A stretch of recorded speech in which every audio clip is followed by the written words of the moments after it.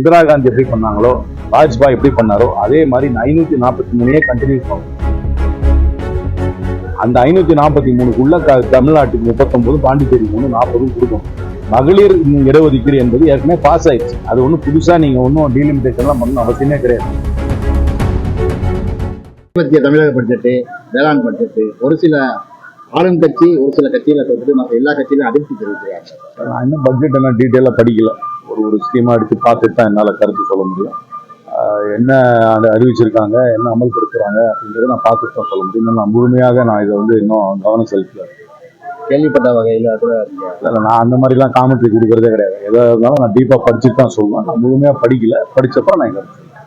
தொகுதி மறுவரையை நாங்கள் எதிர்க்கலை, அநியாய மறுவரையை தான் நாங்கள் எதிர்க்கிறோம்னு கனிமொழி அவங்க புரிதல் இல்லாமல் சொல்றாங்க.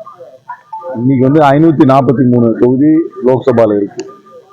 அதை இந்திரா காந்தி 1971 ஃப்ரீஸ் பண்ணி 76 ஒரு அமெண்ட்மெண்ட் ஃப்ரீஸ் பண்ணாங்க. 25 வருஷத்துக்கு அதை மாற்ற மாட்டோம். 2001 வாஜ்பாயும் 543 மாற்ற மாட்டோம்னு சொன்னாங்க. இப்போ அது சட்டப்படி என்னன்னாக்க, ஜனத்தொகைப்படி அந்த 543 நீங்க மாத்தினீங்கன்னா, மறு சீர அமைப்பு செய்தீங்கன்னா, தமிழ்நாட்டுக்கு ஒரு மார்ஜினலா 39 ஒரு 47 சீட்டு நம்ம கூடும். ஆனா உத்தரப்பிரதேசத்துக்குலாம் 80 ஆல்மோஸ்ட் 115 சீட்டு கிட்ட கூடிடும்.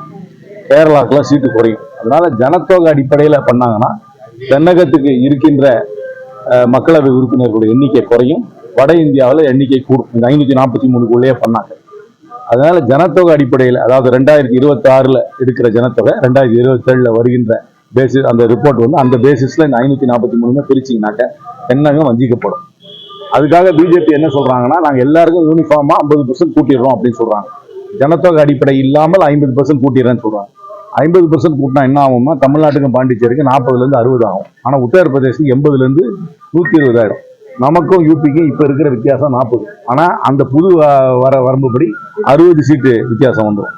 திருப்பி 5 ஸ்டேட், யூபி நார்த் இந்தியாவில் இருக்கிற 5 ஸ்டேட்டை மட்டுமே ஜெயிச்சிங்கனாவே போதும், இந்தியாவில் மெஜாரிட்டி வந்துடும். அதனால நமக்கும் அவங்களுக்கும் இருக்கிற இடைவேளை பெருசாயிட்டே போகும். பாராளுமன்ற ஜனநாயகத்துல அந்த இடைவேளையும் முக்கியம். பர்சன்டேஜ் மட்டும் பார்க்க முடியாது. இவங்க எவ்வளவு சீட்டு இருக்கு, அவங்க எவ்வளவு சீட்டு இருக்கு, இடைவேளையும் முக்கியம்.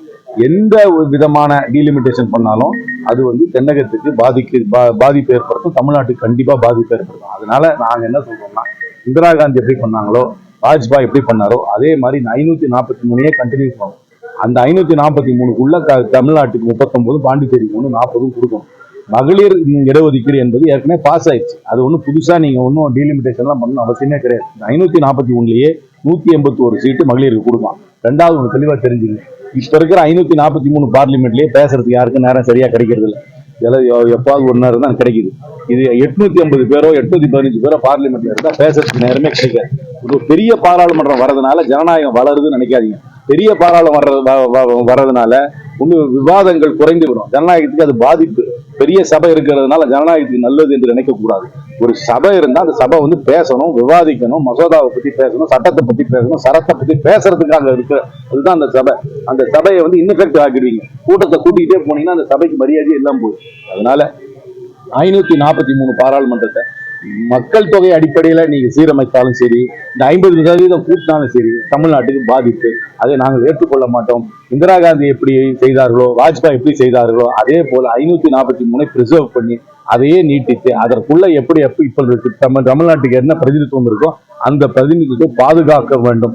அதை மட்டும்தான் ஏற்றுக்கொள்வோமே தவிர எந்த விதமான மறு சீரமைப்பையும் ஏற்றுக்கொள்ள மாட்டோம்.